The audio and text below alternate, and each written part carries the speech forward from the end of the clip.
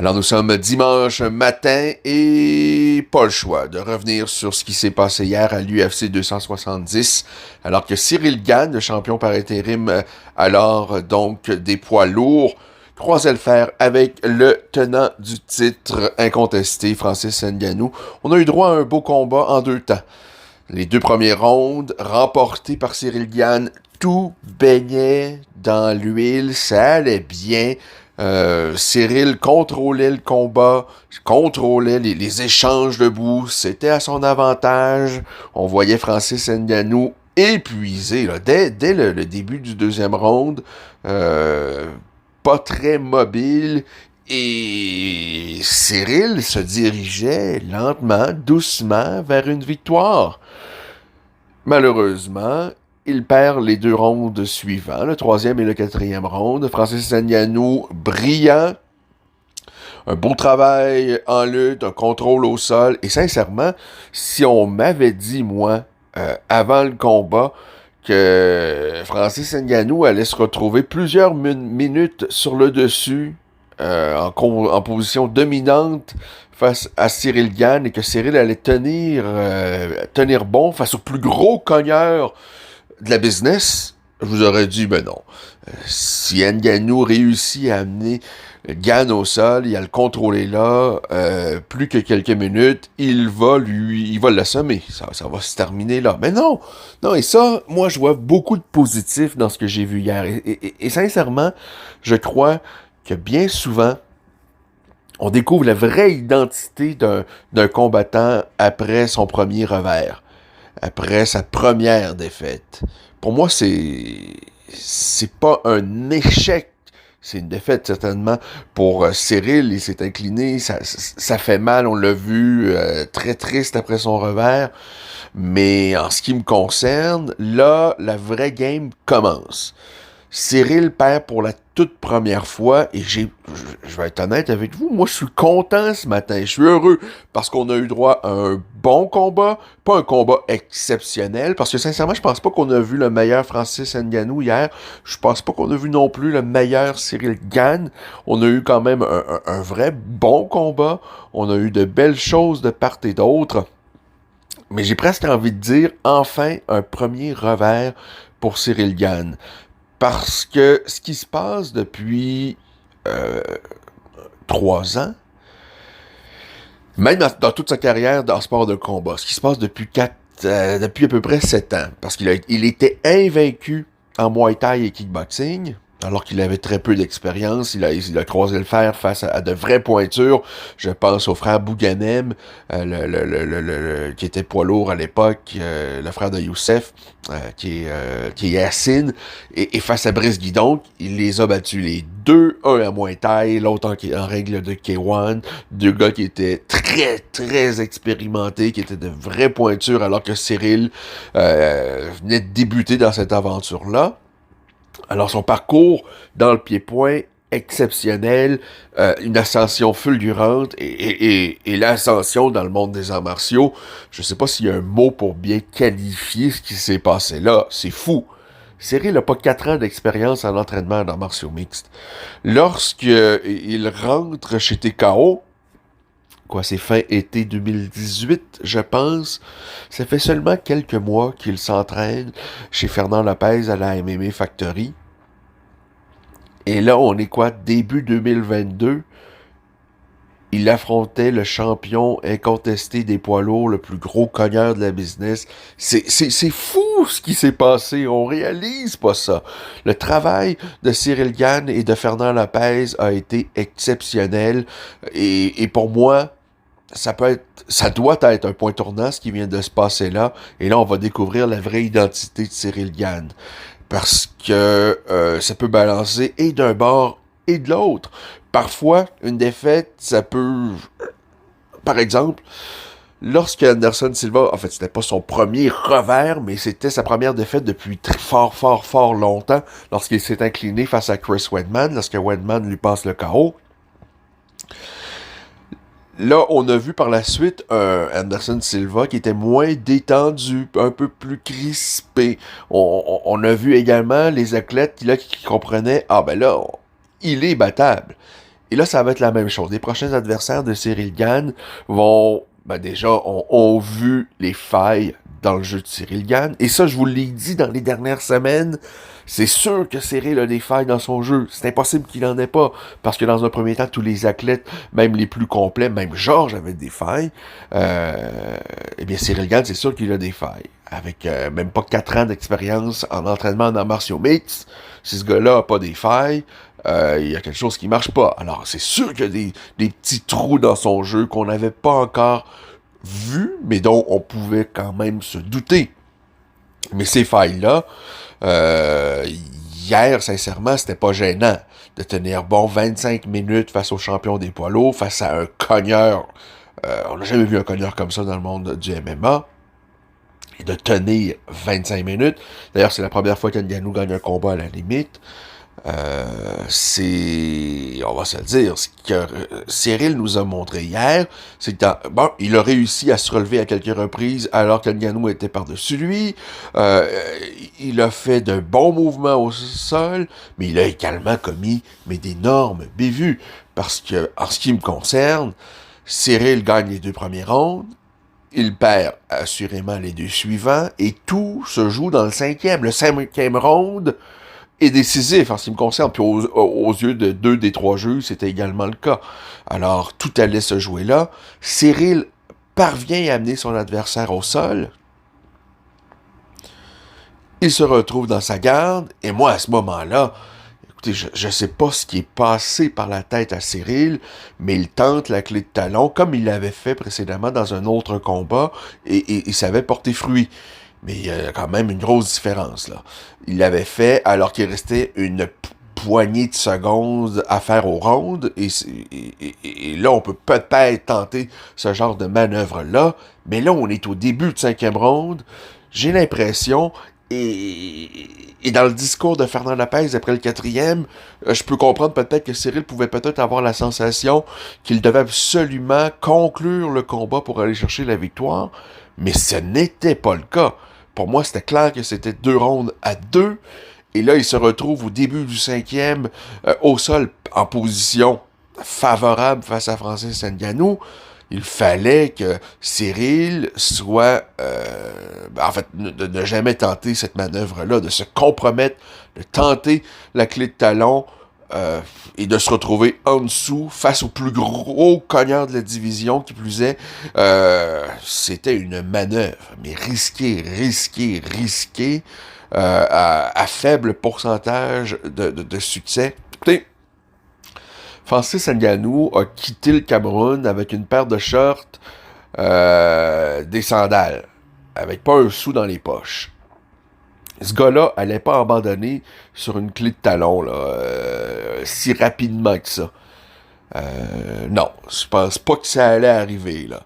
Lui, il a fait tellement de sacrifices dans la vie pour se retrouver dans cette position-là. Non, ça allait pas arriver comme ça. Et pour moi, c'est une grosse erreur de la part de Cyril. Et ça peut évidemment arriver pour plusieurs raisons. Manque de lucidité parce que il y a de la fatigue qui s'installe. Parce que oui, Ngannou, je pense que dès la fin du premier au deuxième, et plus le combat avançait, on le voyait exténué, cuit. Mais Cyril, au 5e également, a été épuisé parce qu'il y a eu plusieurs phases de lutte, des phases au sol auxquelles Cyril est moins habitué, évidemment, et c'est tellement pas le même cardio en lutte au sol que le cardio pour un kickboxer. Et évidemment que lorsqu'on se retrouve au sol face au plus gros cogneur de la division, qui est un gros 260 livres, ça se peut qu'il y ait un peu de panique. Et là, on gaspille parfois de l'énergie un peu pour rien.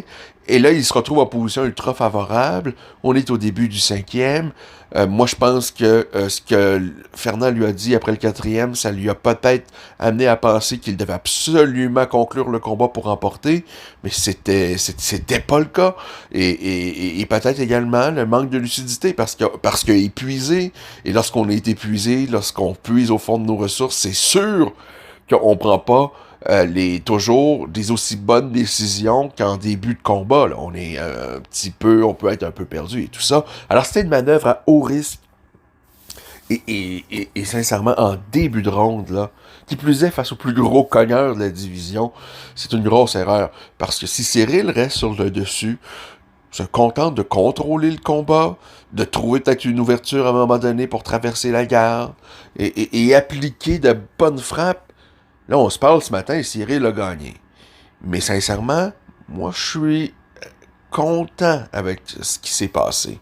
Dans mon scénario parfait, évidemment, Cyril l'emporte, et le l'ascenseur, et là, on continue avec ce rêve d'avoir un gars qui a à peu près pas d'expérience, ben, qui commence à en avoir, là, avec 3 ans, avec près de 4 ans d'entraînement, mais si on le compare à tous les autres, ou à la grande majorité des autres, Cyril a beaucoup moins d'expérience que ses rivales. Que ses adversaires. Alors, une défaite, mais qui peut tellement bien le servir pour les prochaines années. Mais en même temps, je pense sincèrement, ça peut basculer d'un côté ou de l'autre. Parce que, pour certains, la défaite, ben là, on perd toute notre confiance, on devient plus crispé, moins détendu dans la cage, et ça, c'est une force de Cyril. Oui, c'est un athlète extraordinaire, mais aussi, Cyril est tellement détendu, ça lui permet de faire des choses dans la cage, tout en décontraction, et d'être ultra efficace. Et après une première défaite, mais ça se peut qu'on le retrouve un peu plus crispé pour la suite des choses. Alors, ça va être intéressant de voir ce qui va se passer. Mais je pense surtout que cette défaite-là, ça lui permet à lui, à son équipe, de voir sur quoi il doit travailler davantage.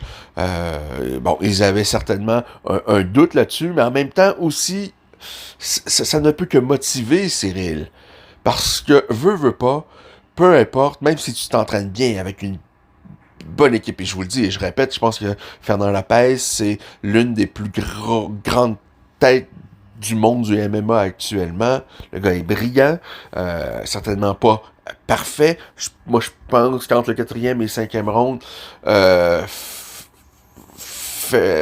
Fernand a peut-être donné comme une indication à Cyril qu'il allait perdre le combat, même s'il remportait le 5e round, et qu'il fallait qu'il termine le combat. Et moi, je pense que ce qu'il fallait dire à Cyril, c'est on prend pas de risque, on arrête les coups de pied de retournée, parce que j'ai jamais vu Cyril lancer autant de coups de pied retournés. Et là, il l'a fait face au plus gros cogneur de la business. Quand je vous dis que ce gars-là est détendu et décontracté dans la cage, mais en même temps, plus le combat avance, parce que ce sont des manœuvres, les coups de pied retournés, à faible pourcentage d'efficacité, quoique la plupart des manœuvres de Cyril hier ont porté fruit.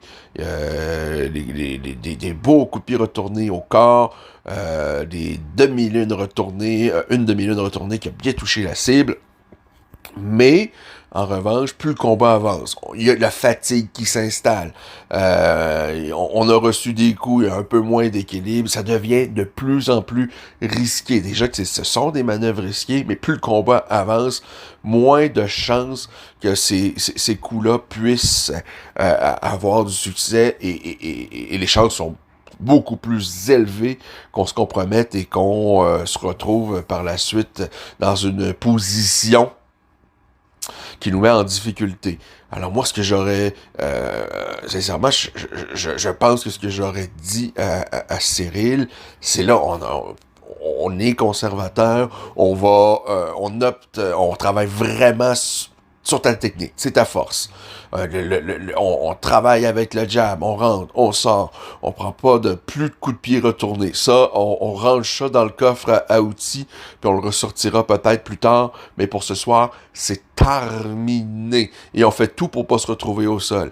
Mais, voyez-vous, en même temps, Cyril a réussi à amener le combat au sol, et rendu là, sincèrement, si Cyril est conservateur, si Cyril se contente de contrôler Ngannou au sol, de tenter peut-être de traverser sa garde et d'appliquer des frappes, mais sans manœuvre risquée, je pense qu'il y a des bonnes chances que Cyril...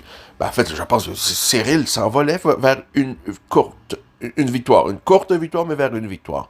Mais bon, il a tenté la clé de talon, il en a payé le prix, et en même temps, je pense qu'il ne peut que ressortir grandi de ce 25 minutes-là. Et la même chose pour toute son équipe, qui ont pris de l'expérience. Alors j'ai bien hâte de voir la suite des choses pour Cyril Gane. Une belle performance, mais face, en même temps, un adversaire de grande qualité.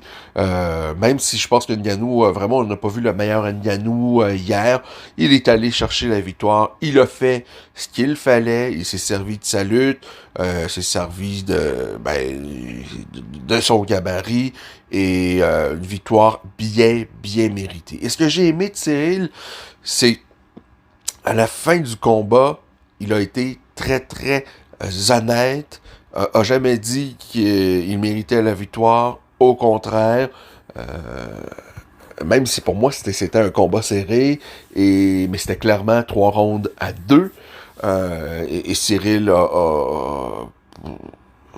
a jamais tenté d'influencer les juges pour prétendre qu'il avait gagné ce combat-là. Ça, c'est chose qu'on voit souvent dans les sports de combat, à la boxe particulièrement. Chose que moi, j'apprécie plus ou moins, mais en même temps,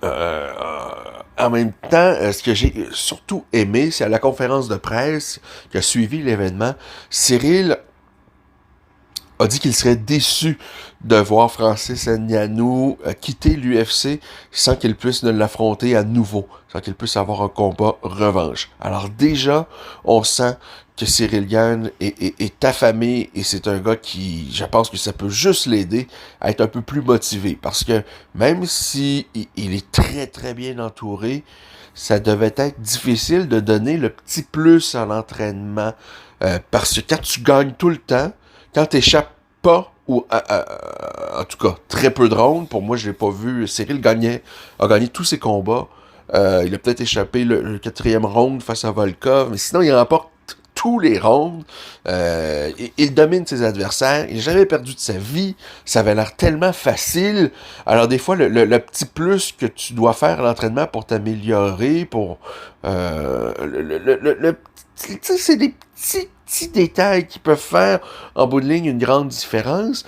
Moi, je suis convaincu que cette défaite-là, ça va le permettre à Cyril, effectivement, d'en faire un peu plus, un peu mieux, d'être plus, et de le rendre un meilleur combattant. En tous les cas, ça, on va découvrir ça dans les prochains mois. Je pense que, comme je l'ai dit tout à l'heure, on découvre souvent la vraie identité d'un combattant, la vraie personnalité, le vrai potentiel d'un combattant après sa première défaite. Alors, j'ai envie de vous dire que la gain commence.